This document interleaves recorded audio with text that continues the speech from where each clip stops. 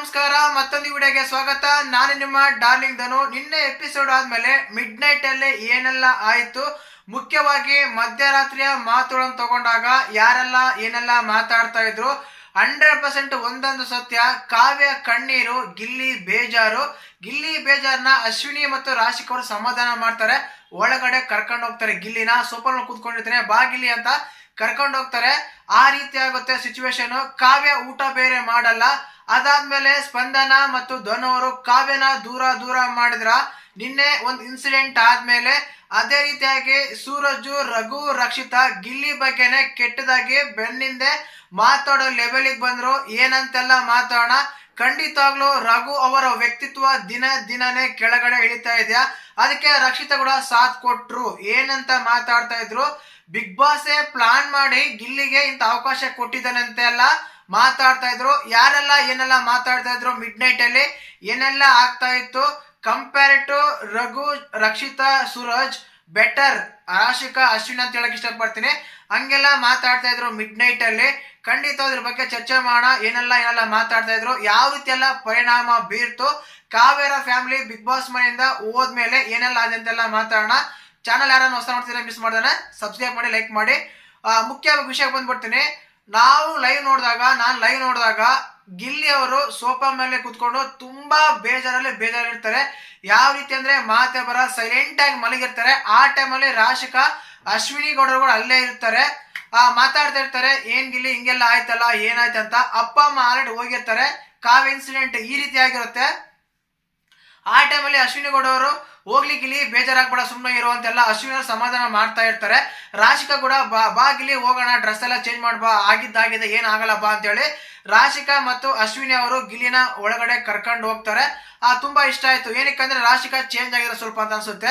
ಇಲ್ಲಿ ಕೇವಲ ಗಿಲಿನ ಕರ್ಕೊಂಡು ಹೋಗ್ತಾರಂತಲ್ಲ, ಒಬ್ಬ ವ್ಯಕ್ತಿ ಫೀಲ್ ಅಲ್ಲಿದ್ದಾಗ, ಬೇಜಾರಲ್ಲಿದ್ದಾಗ ಸಮಾಧಾನ ಮಾಡಿ ಒಳಗಡೆ ಕರ್ಕೊಂಡು ಹೋಗ್ತಾರೆ ನೋಡೋ, ಅದು ವ್ಯಕ್ತಿತ್ವನೇ ಇಷ್ಟ ಆಗುತ್ತೆ ಅಂತ ನಾನು ಹೇಳ್ತೀರ ಅಷ್ಟೇನೆ. ಇನ್ನು ಅದಾದ್ಮೇಲೆ ಒಳಗಡೆ ಹೋದ್ಮೇಲೆ ನಮ್ಮ ಸ್ಪಂದನ ಆಗಿರ್ಬೋದು, ಧನುಷ್ ಆಗಿರ್ಬೋದು, ಆಲ್ಮೋಸ್ಟ್ ಅಲ್ಲೂ ಕಾವ್ಯ ಕಣ್ಣೀರು, ಬೇಜಾರಲ್ಲಿ, ಮನಸ್ತಾಪ ತುಂಬಾ ಇರ್ತಾರೆ. ಆ ಟೈಮಲ್ಲಿ ಇವ್ರು ಹೋಗಿ ಸಮಾಧಾನನೇ ಮಾಡಲ್ಲ. ಇವರು ಬೇರೆ ಹತ್ರ ಕುತ್ಕೊಂಡು ಎಲ್ಲ ಮಾತಾಡ್ತಾ ಇರ್ತಾರೆ. ಧನು, ಸ್ಪಂದನ ಸ್ವಲ್ಪ ಕಾವ್ಯನ ಅವಾಯ್ಡ್ ಮಾಡ್ತಾ ಇದ್ರ, ಇಲ್ಲ ಕಾವ್ಯನೇ ಬರ್ತಿರ್ಲಿಲ್ಲ ಅಂತ ಗೊತ್ತಿಲ್ಲ. ಒಂದಂತೂ ಸತ್ಯ, ಅವ್ರಿಬ್ರು ಅವ್ರ ಹತ್ರ ಇರ್ಲಿಲ್ಲ. ಆ ಟೈಮಲ್ಲಿ ಕಾವ್ಯ ಅವರು ಅವ್ರ ಮನೆ ತಂದ್ರೆ ಒಬ್ಬಟ್ಟಾಗಿರ್ಬೋದು, ಚಕ್ಲಿ, ವಡೆ, ಇನ್ನು ಏನೇನೆಲ್ಲ ಇದೆ ಅದನ್ನ ನಾನು ಅವ್ರು ತಿಂದಿಲ್ಲ, ಹಂಗೆ ಎತ್ತಿಡು ಅಂತೇಳಿ ಸ್ಪಂದನ ಅವರು ರಕ್ಷಿತಾಗಿ ಹೇಳ್ತಾ ಇರ್ತಾರೆ. ಕಾವ್ಯ ಮನೆ ಊಟ ರಾಶಿಕಾ ಕೂಡ ತಿಂದಿರಲ್ಲ ಅಂತೆ. ಕಾರಣ ಏನಂದ್ರೆ ಬೆಳಗ್ಗೆಯಿಂದ ಚಿಕನ್ ಮಟನ್ ಎಲ್ಲ ತಿಂದು ಸಾಕಾಗಿದೆ, ಅದಕ್ಕೆ ನಾನು ತಿಂದಿಲ್ಲ ಅಂತ ಹೇಳ್ತಾರೆ. ಇನ್ನು ಅದಾದ್ಮೇಲೆ ಮುಖ್ಯವಾಗಿ ಇಲ್ಲಿ ಗಿಲ್ಲಿ ಬಗ್ಗೆ ತುಂಬಾ ಚರ್ಚೆ ಆಗುತ್ತೆ. ಏನಂತ ಅಂದ್ರೆ, ಕ್ಯಾಪ್ಟನ್ ಆಗಕ್ಕೆ ಈಸಿಯಾಗಿ ಬಿಗ್ ಬಾಸ್ ಪ್ಲಾನ್ ಮಾಡಿದಾನಂತೆ. ರಘು ಮತ್ತೆ ಸೂರಜ್, ರಕ್ಷಿತಾ ಮಾತಾಡ್ತಾರೆ. ರಘು ಮಾತಾಡ್ತಾರೆ, ಇವ್ನ ಹೆಂಗಿದ್ರು ಟಾಸ್ಕ್ ಆಡಿ ಗೆಲ್ಲಲ್ಲ, ಇವ್ನ ಹೆಂಗಿದ್ರು ಟಾಸ್ಕ್ ಆಡಿ ಕ್ಯಾಪ್ಟನ್ ಆಗಕ್ ಸಾಧ್ಯನೇ ಇಲ್ಲ ಅಂತ ಹೇಳಿ ಹಿಂಗೆಲ್ಲ ಪ್ಲಾನ್ ಮಾಡಿದಾರೆ ಅಂತ ಹೇಳಿ ರಘು ಅವ್ರು ಮಾತಾಡ್ತಾರೆ. ರಘು ಅವ್ರ ಒಂದ್ ಪ್ರಶ್ನೆ ಏನಂದ್ರೆ, ಹೊರಗಡೆ ಬಂದಿರೋ ಫ್ಯಾಮಿಲೀಸು ರಘು ಅವರೇ ನಿಮ್ಗೆ ಓಟ್ ಹಾಕ್ಬೋದಾಗಿತ್ತಲ್ವಾ, ಗಿಲ್ಲಿಗೆ ಏನಕ್ಕೆ ಓಟ್ ಹಾಕ್ತಾರೆ ಅಂತ ಪ್ರಶ್ನೆ ಸಾಮಾನ್ಯವಾಗಿ ಉದ್ಭವ ಆಗುತ್ತೆ. ಕಾರಣ ಏನಂದ್ರೆ ಇಲ್ಲಿ ರಕ್ಷಿತಾ ಕೂಡ ಅದನ್ನೇ ಮಾತಾಡ್ತಾರೆ. ಏನಂತ ಗೊತ್ತಾ, ರಕ್ಷಿತಾ ಇನ್ನೊಂದು ಓಟ್ ಹಾಕ್ಬಿಟ್ರೆ ಸಾಕು, ಗಿಲ್ಲಿ ಕ್ಯಾಪ್ಟನ್ ಆಗ್ಬಿಡ್ತಾರೆ. ಅಂದ್ರೆ ಇವ್ರಿಗೆ ಕ್ಯಾಪ್ಟನ್ ಆಗೋದು ಗಿಲ್ಲಿ ಸ್ವಲ್ಪ ಇಷ್ಟ ಇಲ್ಲ ಇವ್ರಿಗೆ. ಆ ರೀತಿ ಎಲ್ಲ ಮಾತಾಡ್ತಾರೆ. ಅದೇ ಗಿಲ್ಲಿ ಹತ್ರ ಬಂದಾಗ ನೀನ್ ಸೂಪರ್ ಬಿಡು, ನೀನ್ ಚೆನ್ನಾಗ್ ಬಿಡು, ಹಂಗೆ ಬಿಡು ಅಂತೆಲ್ಲ ಮಾತಾಡುವ ಗಿಲ್ಲಿ, ಆ ಗಿಲ್ಲಿ ಹತ್ರ ಮಾತಾಡುವ ರಘು, ಸೂರಜ್, ರಕ್ಷಿತಾ ಬೆನ್ನಿಂದೆ ಈ ರೀತಿ ಎಲ್ಲ ಮಾತಾಡ್ತಾರೆ. ಅಂದ್ರೆ ಇವರ ವ್ಯಕ್ತಿತ್ವ ಏನಂತ ಕ್ಲಿಯರ್ ಕಟ್ ಗೊತ್ತಾಗುತ್ತೆ. ಇಲ್ಲಿ ಒಂದೊಂದು ಸತ್ಯ, ಗಿಲ್ಲಿ ಕ್ಯಾಪ್ಟನ್ ಆಗೋದು ಇವ್ರಿಗೆ ಇಷ್ಟ ಆಗ್ತಾ ಇಲ್ಲ. ಹೊರಗಡೆ ಬಂದಿರೋ ಫ್ಯಾಮಿಲೀಸ್ ಏನೋ ಅವ್ರಿಗೆ ವೋಟ್ ಮಾಡ್ತಾರೆ. ನೀವು ಬೇಕಾದ್ರೆ ನೋಡಿ, ರಘು ಅವ್ರ ಫ್ಯಾಮಿಲಿ ಕೂಡ ಗಿಲ್ಲಿಗೆ ವೋಟ್ ಮಾಡ್ತಾರೆ. ಏನಂದ್ರೆ ಬಾಂಡಿಂಗ್ ಚೆನ್ನಾಗಿದೆ, ಗಿಲ್ಲಿ ಬಾಂಡಿಂಗು ರಘು ಬಾಂಡಿಂಗ್ ಚೆನ್ನಾಗಿದೆ. ಅಟ್ಲೀಸ್ಟ್ ಗಿಲ್ಲಿ ಸಪೋರ್ಟ್ ಮಾಡಿದ್ರೆ ಗಿಲ್ಲಿ ಫ್ಯಾನ್ಸ್ ಅನ್ನು ಉಳಿಸ್ತಾರೆ ವೋಟ್ ಹಾಕಿ. ಇದೇ ಕ್ಯಾಲ್ಕುಲೇಟ್ ಮಾಡ್ತಾರೆ ಯಾರನ್ನಾಗ್ಲಿ. ಈಗ ಅಶ್ವಿನಿ ಅವ್ರು ಆಗಿರ್ಬೋದು, ರಕ್ಷಿತಾ ಆಗಿರ್ಬೋದು, ಧ್ರುವಂತವ್ರು ಆಗಿರ್ಬೋದು, ಅದಕ್ಕಿಂತ ಮುಂಚೆ ಅವ್ರ ಫ್ಯಾಮಿಲಿ ಆಗಿರ್ಬೋದು, ಎಲ್ಲಾನು ಯಾಗೆ ಸೆಲೆಕ್ಟ್ ಮಾಡ್ತಾರೆ ಅಂದ್ರೆ ರೀಸನ್ ಇಷ್ಟನೇ. ಅದಾದ್ಮೇಲೆ ಆಲ್ಮೋಸ್ಟ್ ಆಲು ಕಾವ್ಯ ಅವ್ರು ಊಟ ಮಾಡಿರಲ್ಲ. ಅದಾದ್ಮೇಲೆ ಸಿಚುವೇಶನ್ ಅಲ್ಲಿ ತುಂಬಾ ಬೇಜಾರಲ್ಲಿರ್ತಾರೆ, ಊಟನೇ ಮಾಡಲ್ಲ ಅಂತ ಸ್ವಲ್ಪ ಅವಾಯ್ಡ್ ಮಾಡ್ತಾ ಇರ್ತಾರೆ. ಆ ಟೈಮಲ್ಲಿ ರಕ್ಷಿತಾ ಅವರು ಕೂಡ ಸಮಾಧಾನ ಮಾಡ್ತಾರೆ, ಹೋಗಿ ಊಟ ಮಾಡುವ ಅಂತ ಕೆಲವು ಟೈಮಲ್ಲಿ. ಅದಾದ್ಮೇಲೆ ನಮ್ಮ ಧ್ರುವಂತವರು ಮಿಡ್ ನೈಟ್ ಅಲ್ಲಿ ಕಿಚನ್ ಅಲ್ಲಿ ಇರೋ ಎಲ್ಲಾನು ತಗೊಂಡ್ ಎಲ್ಲ ಬಿಸಾಕಿರ್ತಾರೆ. ಯಾರು ಬೇಕೆಲ್ಲ ಊಟ ಮಾಡ್ಕೊಂಡಿರ್ತಾರೆ. ಯಾವನ್ ಕ್ಲೀನ್ ಮಾಡ್ತಾನೆ ಹಂಗೆ ಹಿಂಗ ಅಂತ ಹೇಳಿ ಎಲ್ಲಾನು ಕ್ಲೀನ್ ಮಾಡ್ತಾನೆ ಧ್ರುವಂತು. ಈ ವಿಷಯದಲ್ಲಿ ಧ್ರುವಂತವ್ರನ್ನ ಮೆಚ್ಚಲೇಬೇಕು. ಇನ್ನು ಅದಾದ್ಮೇಲೆ ಗಿಲ್ಲಿ ಅವರು ತುಂಬಾ ಬೇಜಾರಾಗಿರ್ತಾರೆ. ಕಾರಣ ಏನಂದ್ರೆ ಇಷ್ಟೆಲ್ಲ ಎಡವಟ್ಟು ಆಗ್ಬಿಡ್ತಲ್ಲ, ಈ ರೀತಿ ಎಲ್ಲ ಆಗ್ಬಾರ್ದಾಗಿತ್ತು, ಯಾಕೆಲ್ಲ ಇದೈತೆ ಅಂತೆಲ್ಲ ಮಾತಾಡ್ತಿರ್ತಾರೆ. ಎಕ್ಸ್ಪೆಷಲಿ ಕ್ಯಾಪ್ಟನ್ಶಿಪ್ ತಗೊಂಡಾಗ ಕ್ಯಾಪ್ಟನ್ ಅಲ್ಲಿ ಅದು ಅಷ್ಟಾಗಿ ಎದ್ದು ಕಾಣುತ್ತಾ ಅಂದ್ರೆ ಅವ್ರಿಗೊಂದು ಅವಕಾಶ ಇತ್ತು. ಕೇವಲ ಬಿಗ್ ಬಾಸ್ ಮನೆಯಲ್ಲಿ 2 ತಾಸು ಮಾತ್ರ ಇರ್ತಾರೆ, ಒಂದಂತೂ ಸತ್ಯ. ಅದಾದ್ಮೇಲೆ ಮತ್ತೆ ಅವರ ಫ್ಯಾಮಿಲಿ ಲೈವ್ ಅಲ್ಲಂತೂ ಕಾಣಲಿಲ್ಲ, ಮತ್ತೆ ಲೈವ್ ಅಲ್ಲಿ ಬರಲೇ ಇಲ್ಲ.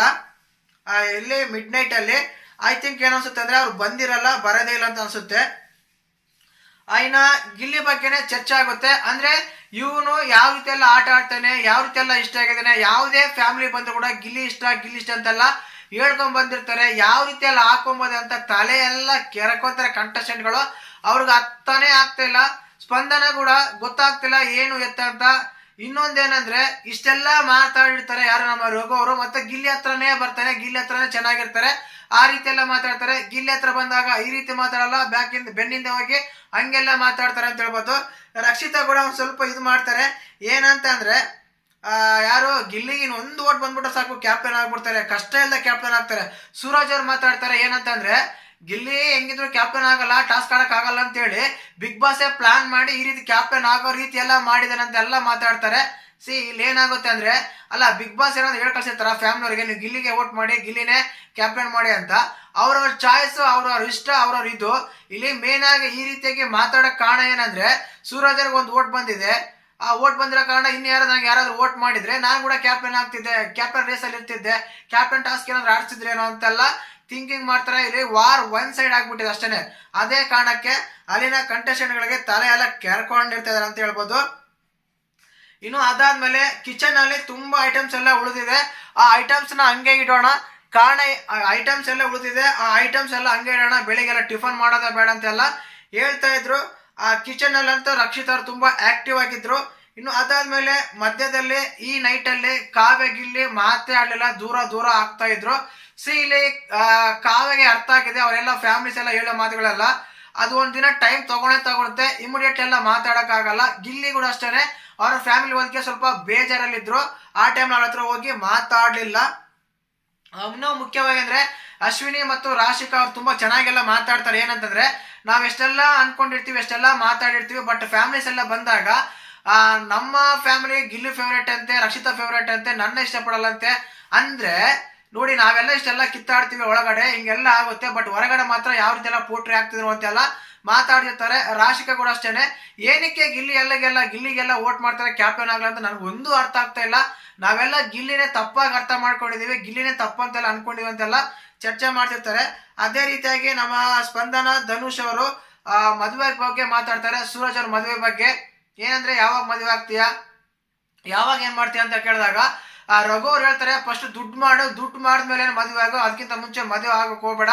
ಏನಕ್ಕಂದ್ರೆ ಜೀವನದಲ್ಲಿ ದುಡ್ಡೇ ತುಂಬಾ ಮುಖ್ಯ, ದುಡ್ಡಿಲ್ಲ ಅಂದ್ರೆ ಏನು ಇಲ್ಲ ಅಂತ ಹೇಳಿ ಸಜೆಷನ್ಸ್ ಎಲ್ಲ ಕೊಡ್ತಾ ಇದಾರೆ.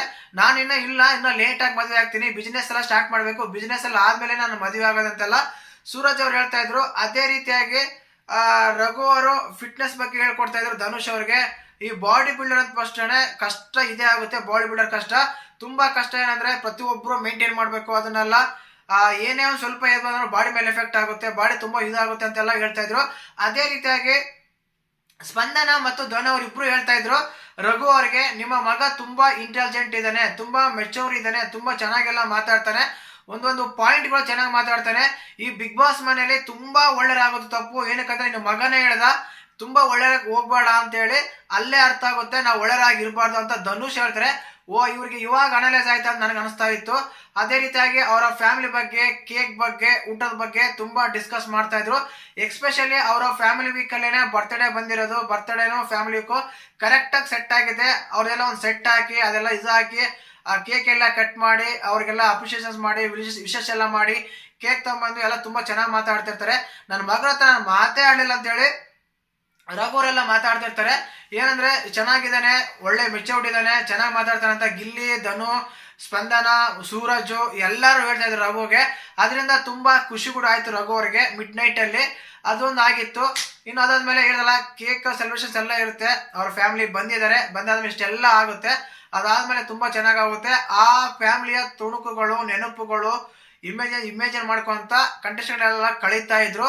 ಅದೇ ರೀತಿಯಾಗಿ ಇವರ ಬಗ್ಗೆ ಸ್ಪಂದನ ಅವರು ಮಾಡು ಮಾತ್ರ ನಾಳೆ ಚೆನ್ನಾಗಿ ರೆಡಿ ಆಗ್ಬೇಕು, ಒಳ್ಳೆ ಡ್ರೆಸ್ ಹಾಕೋಬೇಕು, ಟಿ ಶರ್ಟ್ ಹಾಕೋಬೇಕು, ರೆಡಿ ಆಗ್ಬೇಕು, ಹಾಗೆ ಹೀಗೆ ಅಂತೆಲ್ಲ ಪ್ಲಾನ್ ಮಾಡ್ತಾ ಇದ್ರು ಮಾಡು ಮತ್ತೆ ಸ್ಪಂದನ. ಇವರು ಕುಟುಂಬಗಳ ಮಾತ್ರ ಬರೋದು ಬಾಕಿ ಇದೆ. ಆಲ್ಮೋಸ್ಟ್ ಅಲ್ಲೂ ಎಲ್ಲರೂ ಬಂದಿದ್ದಾರೆ ಅಂತ ಹೇಳ್ಬೋದು. ಮಿಡ್ ನೈಟ್ ಅಲ್ಲಿ ಮಧ್ಯರಾತ್ರಿಯ ಮಾತುಗಳು ತಗೊಂಡಾಗ ಇವೇ ಹೈಲೈಟ್ ಆಗಿದ್ದು ಅಂತ ಹೇಳಕ್ ಇಷ್ಟಪಡ್ತೀನಿ. ವಿಡಿಯೋ ಲೈಕ್ ಮಾಡಿ, ಶೇರ್ ಮಾಡಿ, ಸಬ್ಸ್ಕ್ರೈಬ್ ಮಾಡಿ. ಜೈ ಹಿಂದ್, ಜೈ ಕರ್ನಾಟಕ ಮಾತು.